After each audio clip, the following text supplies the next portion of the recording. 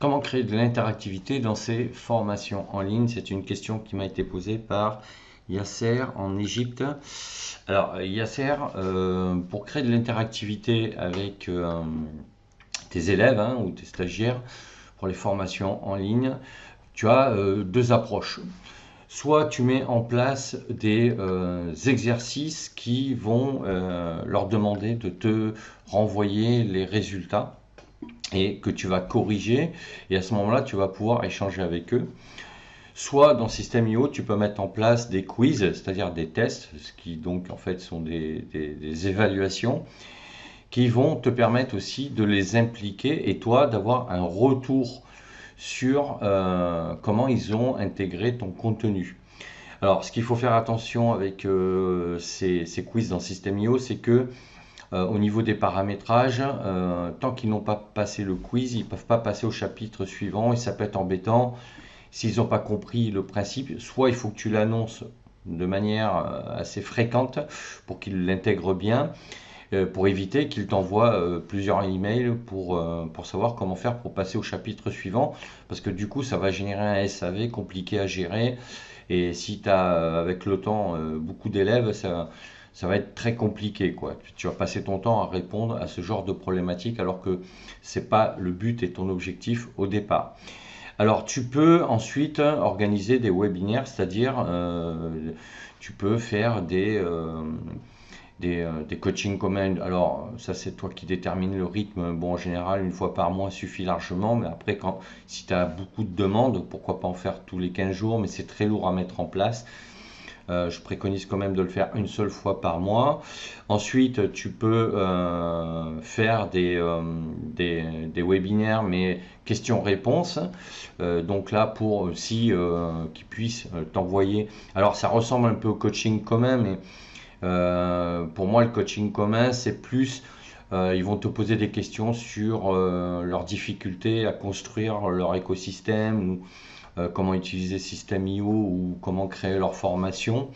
Donc tu vas répondre de manière générale, alors que des QR, tu vas avoir des questions précises par stagiaire, alors qui risquent après de se répéter. Donc ça peut se transformer en fac, donc foire aux questions, et il va peut-être falloir que tu regroupes ces questions. Mais voilà, la différence entre un coaching commun, c'est que tu vas avoir des questions qui vont concerner la mise en place de leur business en ligne de manière générale.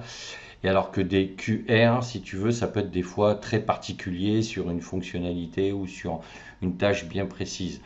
Mais voilà, de cette manière-là, tu vas pouvoir avoir de l'interactivité par rapport aux formations. Après, pour une formation en ligne, ça reste une formation en ligne. Et à part à travers les exercices, comme je viens de te le dire, si tu proposes des corrections, voilà, il n'y a pas d'autre moyen de mettre en place de l'interactivité. Après, tu peux aussi faire des cours complémentaires à ceux que tu proposes en ligne, pour faire après une évaluation. Toi, ça te permet d'avoir des feedbacks et à ce moment-là d'échanger aussi avec eux, et tu peux faire des webinaires thématiques, c'est-à-dire que tu peux faire un webinaire sur l'écosystème, après tu peux faire un webinaire sur la pédagogie. Tu vois, tu peux multiplier après les thématiques de tes webinaires. Et donc tout ça en le faisant en live, bien évidemment. Mais après, dans la formation en soi, à part les exercices et les corrections que tu peux proposer, mais bon, si tu as beaucoup de stagiaires et que tu te retrouves avec des copies à corriger en masse, bon, au bout d'un moment, je pense que tu vas abandonner le concept parce que c'est pas le but. Si tu fais un business en ligne, c'est pas pour te retrouver avec voilà, des centaines de devoirs à corriger chez toi et à les retourner par la suite, quoi. Mais voilà pour l'interactivité. Soit tu mets en place des systèmes d'exercices, soit tu mets en place des webinaires par thématique pour susciter des QR, et à partir de là, alors ces webinaires, tu peux les faire en privé, c'est-à-dire que seuls tes élèves et tes stagiaires y assisteront, bien évidemment, ceux qui t'auront acheté la formation. Donc voilà, j'espère que j'ai répondu à ta question. N'hésite pas à me le dire si c'est pas le cas.